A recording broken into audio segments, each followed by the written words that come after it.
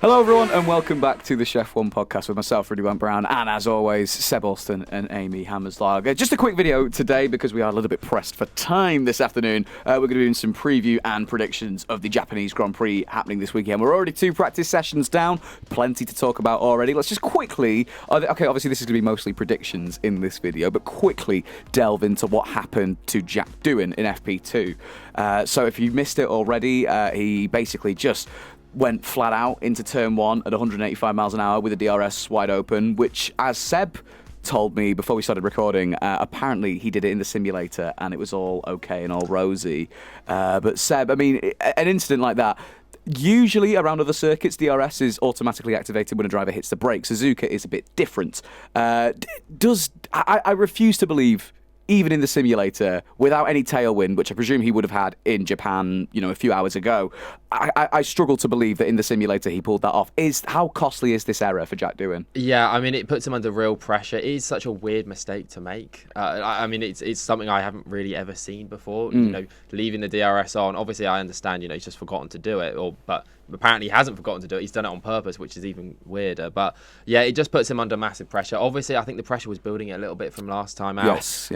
Even though he's looked quick at times, it just looks like he's got a little bit of inexperience, and maybe the pressure of, he really has to perform. He's trying maybe some different things. Yeah. Even though he doesn't need to. He's got the raw pace. He just needs to settle down. But I think because he knows he hasn't got a lot of time, I think he's trying to force the issue a little bit. So I don't know. I just feel I feel for him, and I just hope for the rest of the weekend he can just try and settle down and just start to build the rhythm again. Yeah, no doubt a costly error for Alpine, quite literally, because they've got a hell of a job on their hands to get that car ready for qualifying tomorrow.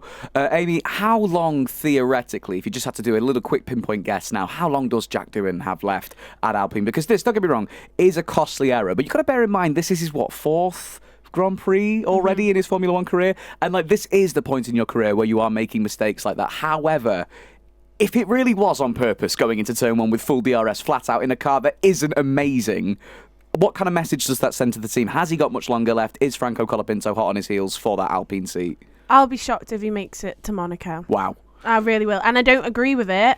I don't, but I will be shocked if he's there at Monaco. I think Franco Colapinto will definitely be in the seat by then. Yeah, no doubt. I think if the handling of this situation was a little bit more respectful for Jack Doohan, then an incident like this could be one that we could just forget about at the end of the season. And, we could look at his progress and how much he may have improved from this time till Abu Dhabi. However, it looks pretty likely that Alpine are keen to get Doohan out of the team.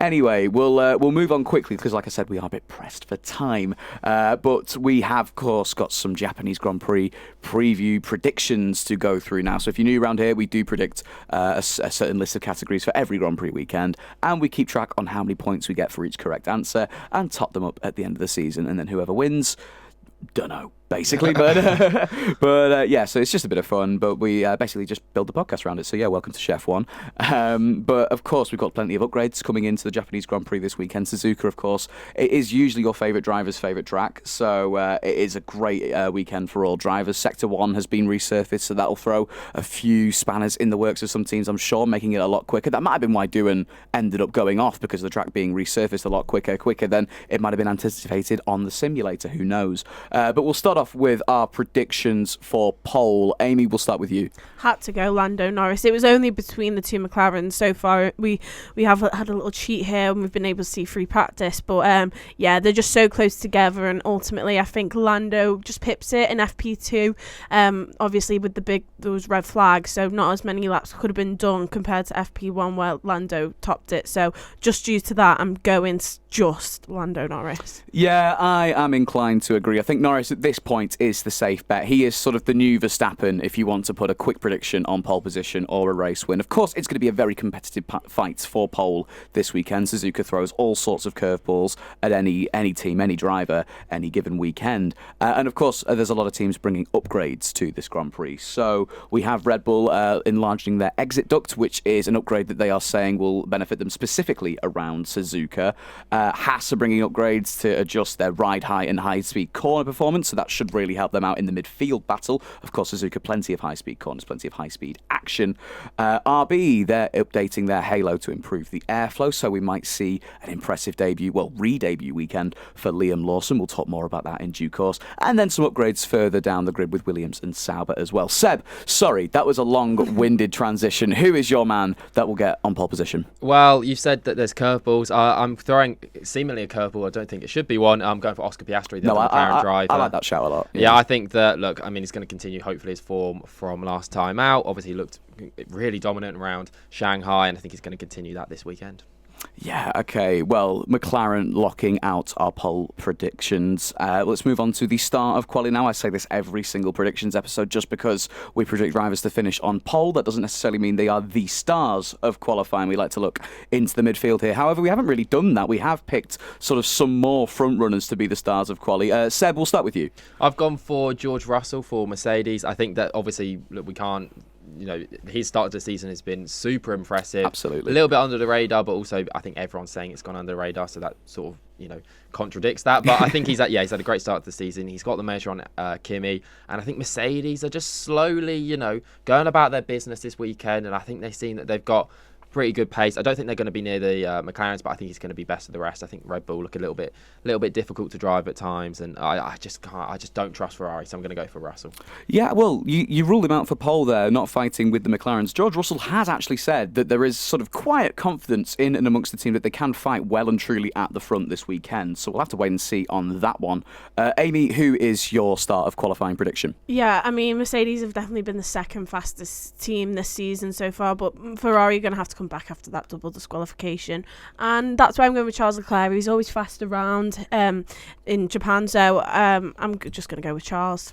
Yeah, I am following a sort of similar form of logic. I'm going with Lewis Hamilton, of course won around this circuit many times in his long career, plenty of success at Suzuka, and he looks pretty quick going into this weekend. I think that Ferrari will be a bit easier to drive, particularly than the McLaren, and I just feel like Hamilton could put something together that maybe lands him on P2, maybe P3, certainly ahead of Charles. Sorry, Amy, don't mean to disrespect your prediction like that, but we'll move on to a bit of a somber note now, the flops of qualifying. Amy, we'll start with you. Who is not going to perform particularly well on Saturday in Japan? I've gone with home race hero Yuki Tsunoda, and this is the worst. It pained me to put this, but I just think, it's all the reasons we said, that I think he's got to be the scapegoat for Red Bull now. I mean, Lawson and Hadjar are finishing so high up in practice, and he's finishing P18, and Max is even finishing below the RBs. So, it just shows how bad that car is, and I just think there's a lot of pressure on him this weekend, and therefore I could see maybe a flop.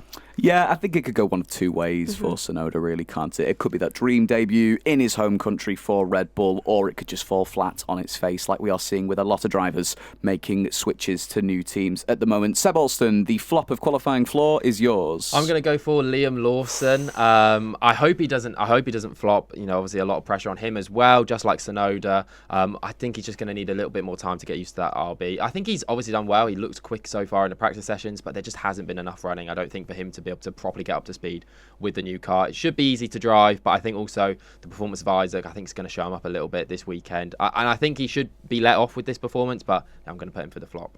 Yeah, okay. Well, I like those two predictions sort of going hand in hand with each other, really. I've said Fernando Alonso moving completely away from Red Bull now. It does pay me to say it because, for those of you new around here, I am sort of a bit of an Alonso fan, although I'm entertainment first. I don't mind who comes where. But yeah, Fernando Alonso, I just feel like it's not been the start to the season that we really expected from him. He's shown remarkable consistency and remarkable pace in that Aston Martin since arriving there a couple of years ago. But this season looks different. Lance Stroll looks like a different driver, and he's outperformed Alonso in Australia and China as well. Of course, Alonso being plagued with some reliability issues. But I don't think he looks too quick in these first couple of practice sessions either, forcing the red flag with a mistake in free practice 2. I'm just not too confident, despite the fact that he's won around Suzuka in the past, and his experience really does matter around this circuit. I think Alonso could be in for a bit of a tricky time, especially in qualifying. Amy, podium, who is finishing the top 3 on Sunday? I've gone with the typical podium that's been in recent weeks. Number 1, Lando. Number 2, Oscar. Number 3, George. I think I wanted to actually go George as my star of quali, but I didn't want to take Seb's prediction. So I actually do think he's going to have a great race, and therefore he's finishing off my podium. Seb, your top 3? Gone for Norris P1, Piastri P2, obviously the expected. I've gone for Verstappen P3. I think his race pace in Shanghai in that second sort of stint, I think showed that once they get up to speed, Red Bull, I think they have got the pace. So I'm going for that's top 3. Yeah, I mean, there's no doubt that it's always a good idea to put Max Verstappen in your podium predictions. I've gone with the same as Amy. I've joined the Amy Hammerslag fan club by the looks of things because she is leading so far with a mighty 7 points after the Chinese Grand Prix compared to Seb's 5 and my 4. So yeah, Norris, Piastri and Russell. I just think it'll be a bit of a sort of carbon copy of the other sort of levels of performance that we've seen by the end of the Grand Prix. Driver of the day now, Seb. Let's start with you. I'm going to go for Fernando Alonso. I know he's had a pretty of a tricky start to the season, but he's one of those drivers where eventually he's going to get it right. So I think this weekend, I think he'll be on the money. Yeah, my fingers and toes are crossed for Fernando for sure. Amy, how about you? Yeah, I wanted to go as my star of quali, George Russell, so I'm going for driver of the day, especially if he manages to get that final spot on the podium. So George Russell. Yeah, like those two a lot. I'm going to go with Tsunoda because I don't think it'll be a terrible weekend for him. And I think, of course, with the Japanese home crowd, I just feel like he'll get a lot of votes for driver of the day anyway. So I'm going with a bit of a sort of the tactical driver of the day prediction here, just because I do think he'll get the most votes, and that would earn me the points. So let's move on to flop of the day now. Total opposite to driver of the day for Sunday. Seb, who's yours? I've gone for Isaac Hadjar, and as I'm saying this, I don't know why. It's obviously had a great start to the season, but you know what? It's based on vibes. This is just a vibes prediction. Yeah, I love that. Isaac Hadjar. Maybe Lawson comes through the pack and has a great race, whereas Hadjar just goes backwards. That's what I'll go for. Amy?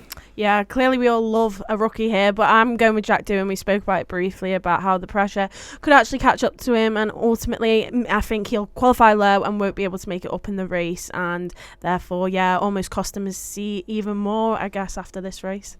We're gone with a hat-trick of rookies, so it seems. I'm saying Ollie Behrman. I mean, Haas are bringing upgrades to Japan, which will help their performance, but I just feel like this race will be I feel like it'll be a chaotic one, and I think experience will really, really help out drivers in, maximising their performance on the Sunday, and I just think it'll be a little bit too much for Behrman, especially at this stage of his F1 career, but I do hope he proves me wrong, because it is great to see a lovely Ollie Behrman drive. Away from the drivers, onto the teams. Amy, we'll start with you. Yeah, I thought I'd switch it up from my usual McLaren. Ferrari just haven't been competing at all. And obviously that sounds a bit silly to go with them, but they do have that little drops at points in the season, and then they come back again. So I think here, surely they've got to make the comeback after a terrible double disqualification last weekend. Yeah, a weekend to forget for them without a doubt, despite promise, especially early on. Seb, how about you? Yeah, I've gone for another vice prediction, I think, here, because with Aston Martin, again, they haven't looked that quick this season so far, but I think potentially Stroll's had a good start to the season, and as I'm saying with Alonso, he's got to bounce back at some point. So I think if both of them not continue their form, but Alonso bounce back and Stroll continues form, I think Aston Martin maybe get a point or two. Yeah, well, nothing wrong with a vibey prediction. We do them all the time on ShefF1. I've gone with Mercedes. I just feel like Russell will, again, complete that podium. No matter where it is, a podium in that Mercedes is still a mightily impressive performance. And I think Antonelli will be fine this weekend. He's shown a lot of promise in the first 2 races, plenty of pace. Maybe not a great qualifying performance, but I'm sure in the race he'll find a way to wreak some havoc and get a decent finish for Mercedes. Finally now, last but not least, we have our shock predictions. Bit of a wild card, and we earn more points based on how shocking these predictions are. Seb, we'll start with you. I've gone for hopefully something that will be popular. It's Yuki Tsunoda podium. I've said that completely wrong. Yuki Tsunoda podium. So yeah, I think he's actually looked quite at home in the Red Bull. Obviously, he didn't really get an actual proper run in FP2. He wasn't able to have a good run on the softs. So just focused on the long runs. And then in FP1, he was only a 10th off Max. And yeah, I think that shows promise. So I mean, it's not likely to happen with how difficult that Red Bull is, but who knows? He knows the circuit well. Yeah, I'll go for Yuki Tsunoda podium. Yeah, I mean, it's only been 2 practice sessions, but I like what I see from Tsunoda already. And I really hope that he does well in his debut for Red Bull at his home race. It would be a bit of a fairy tale story come true. Amy, what is your shot prediction? Yeah, I mean, we are totally confident here in McLaren, and we have totally disregarded the fact that they could mess up and there could be a mistake. So therefore, I am going to say in the event of them dropping off the podium, it'll be a double Ferrari podium, and that complements my best team shout nicely. So yeah, double Ferrari podium. Crazy. Right, our final prediction is my shot prediction, and I'm going to say Liam Lawson. Okay, I've said points on the dock. I think if he's going to score in the top 10, he will finish 10th. So a Liam Lawson point, but let's not rule out a higher finish for him. He looks comfortable. He looks happy in that RB. He said it's a fun car to drive. He seems a lot more stable, and I think it must be an easier car to drive than that Red Bull as well. They've brought upgrades for Suzuka-based performance, but that car still looks really, really twitchy, especially in medium speed parts of the track. Right, that just about does it for our Japanese preview and predictions. Like I said, we were very pressed for time, so a bit of a different kind of video for you from ShefF1, but we hope you enjoyed nonetheless. We'll have a bit of a more detailed explainer video after the Japanese Grand Prix weekend, so yeah, make sure you stick around for that, and watch this space with our website. We've got a load of new articles coming very, very soon. There'll be a link in the description for you to check that out. But anyway, thank you very much for watching. Thank you to Seb and Amy for joining me once again, and yeah, we'll see you in the next one. Goodbye. Bye.